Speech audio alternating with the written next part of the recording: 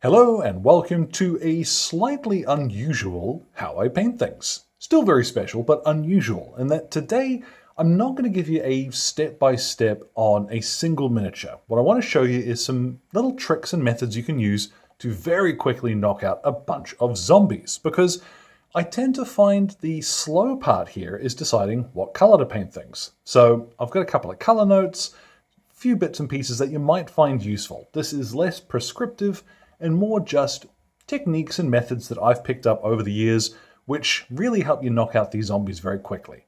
Now, these miniatures are 3D prints. They come from Anvil Industries' Digital Forge this month, but you will be able to pick them up later from their online store, and they already do produce a range of zombie parts in resin. So if you want to pick some up that look like this, don't worry if you've not got a printer, you'll be able to grab those too. So I'm not going to list the paints in the description below for a change of pace because they don't really matter too much, but the base recipe will be down there. Anyhow, let's get started.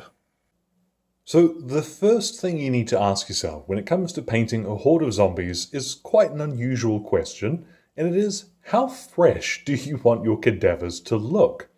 Now, if you want more freshly turned zombies, you could even prime them with something like barbarian flesh. Give them a normal skin tone and then, make them a little bit rotten and beaten up over the top. But these Anvil Industry guys look a little more decrepit, like they've been, properly decaying for a while. So they're quite thin. You can see some of the skeletal structure, the skin is really clinging to them. So I've chosen here necrotic flesh as my primer. There isn't really a correct answer here. Obviously, you could use a white or a grey and just lay down a skin tone over the top, but necrotic flesh, it's ideal. It's a nice light primer, just a little bit of green to it, perfect. I do want to add a little bit of texture to his skin though, so what I've got is some Drake Tooth. This is a really light off-white colour, and it's got just a tiny touch of green in it. There's actually quite a few colours like this in the Army Painter range that I really like. They've got just a tiny touch of color, so they make ideal highlights and dry brushes. You don't have to worry about hitting any of his clothing, and honestly, he's a zombie. The more messy and gross he looks, probably the better off he's going to look. Now, another consideration that needs to be made is on the subject of zombie fashion. I see quite a few folks when they're painting their zombies really, with all the love in the world, overthinking it. You can go the route of having a very brightly colored mob, but I'm of the opinion, you can do what you like, of course, but I tend to think that if we're following what most folks are wearing in the street, you've got a zombie horde made of ordinary people, it's going to be mostly greys, browns, blacks, with a few splashes of color. But if ever you're stuck for ideas, what you can do is look at what you're wearing and just copy the colors there. But this fella, I've decided to do something so he'll stand out a little in the mob, because you'll see some of them already in just browns and blacks and what have you, so you do want a little bit of variation. Let's paint this guy. I'm thinking trucker kind of look. So he's got a red shirt, and I'm going to use pure red for this. And when I come near to parts where the clothing's really ragged, I'm not too worried if I do splash over onto his skin.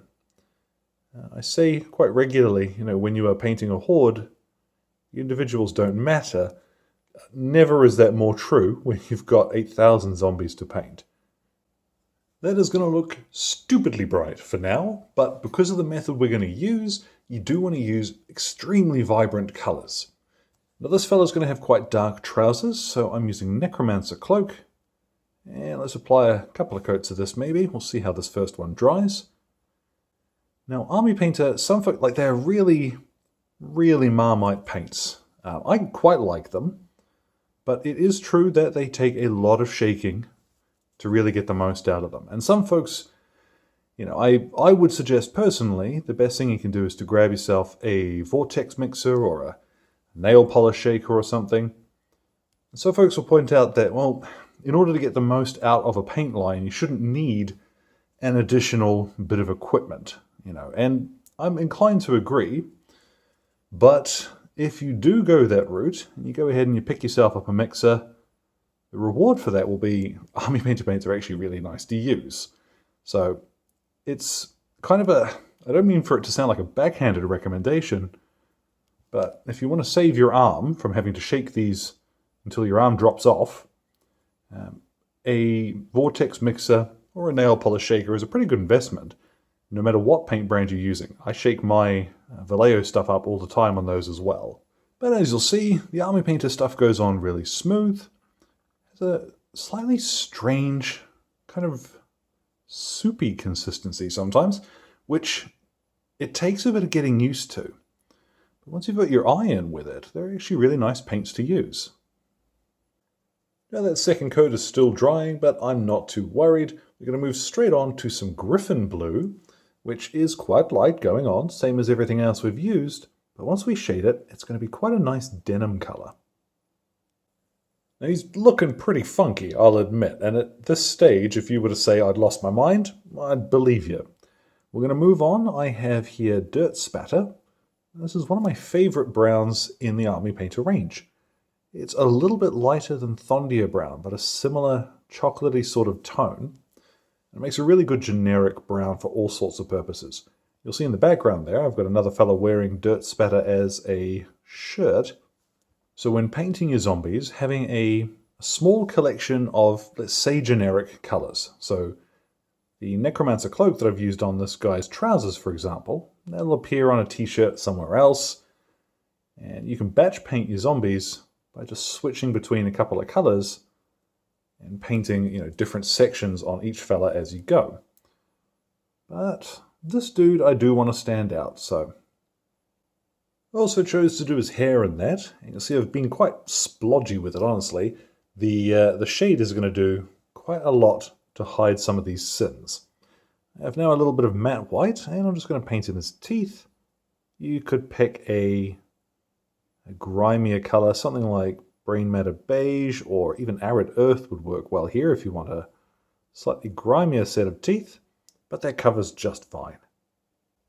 So while our other guy dries, just as an example, I've used here on the Army Dude Army Green for his fatigues, Scaly Hide on his webbing, and Scar Tissue is a nice meaty pink colour that I've used for the intestines, which looks super bright now, but of course we're going to shade it. Dirt Spatter and Hardened Carapace for the clothing on this dude, with Desert Yellow on his hair. And really, it doesn't matter too much. We're looking for a horde. So I've added one or two other splashes of colour, which you'll see later on. So now that he's dry, along with all of his other zombie mates, it's time to apply some washes. Now, what I've got here in my little well in this palette is just some strong tone. But instead of thinning it down with medium, I'm going to thin it down with water.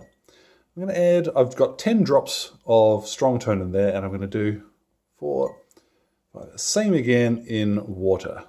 You want this mix to be about half and half, maybe err on the side of a little bit more strong tone. And you'll see it does flow much more readily. So load up your brush. I'm going to use the monster brush for this one, and we're just going to apply it fairly generously over our entire zombie. So let's go ahead, apply it all over this dude, and the others as well. Now, full disclosure, I did go ahead and add a couple of extra drops of the strong tone in there because it wasn't quite covering with any of the color I really wanted. So a little bit more strong tone than water, but really it's up to you. You'll see how quickly this flows into the recesses. This is going to be great. And then once that has dried, you're going to have something that looks like this. Now, in truth, I did come back and give it a second coat of that mix because I think I might have thinned out the shade a little bit more than I'd intended to. But one way or the other, that's what you'll get. Really nice pronounced lines on the edges of all your detail, so don't worry too much if you haven't covered them perfectly. But you'll see here I've got one last detail that I want to add, and this is Blood for the Blood God. This is a Citadel product. Now, there is something similar to this in the Army Painter range called Glistening Blood, but Glistening Blood looks a little too pink to my eyes. You can use it in exactly the same way, though.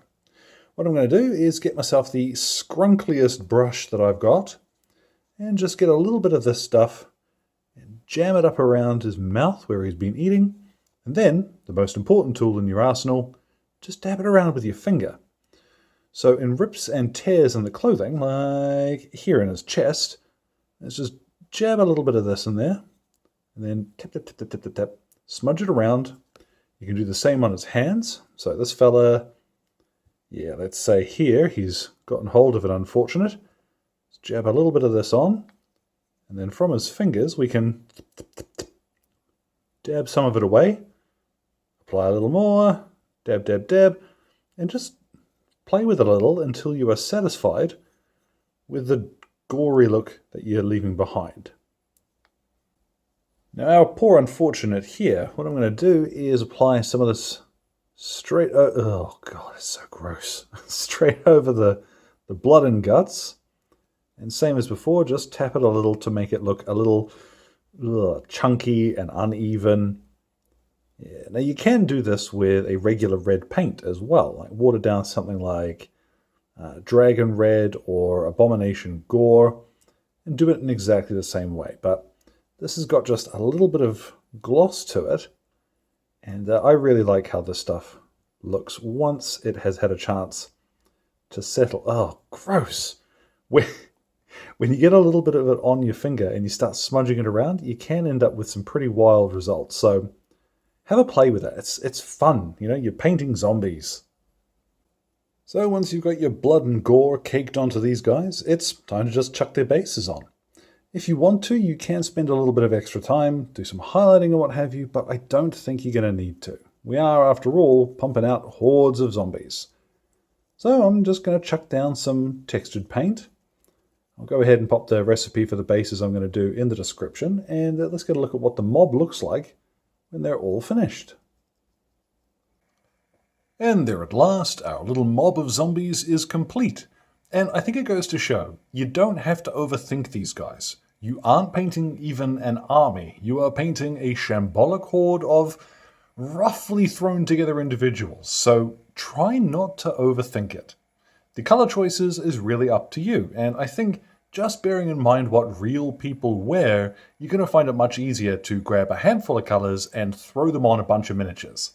Now these guys, 6 of them took me about 2 hours, total painting time, and most of that includes the drying time too, so this is a pretty swift method. So as always, thank you very much to Exit 23 Games for the light and sound equipment, as well as all of the patrons who are keeping me ticking in paints and glue, including my wonderful producers, Alan Nuttall, Kyrie Crawford, Trainboy, Jimmy, and Rod. Your support lets me keep doing cool stuff like this. Any questions or anything, feel free to drop them in the old comments box below. My Twitter and Instagram are both linked there too. So thank you very much for your time on it all, and you all enjoy the rest of your day.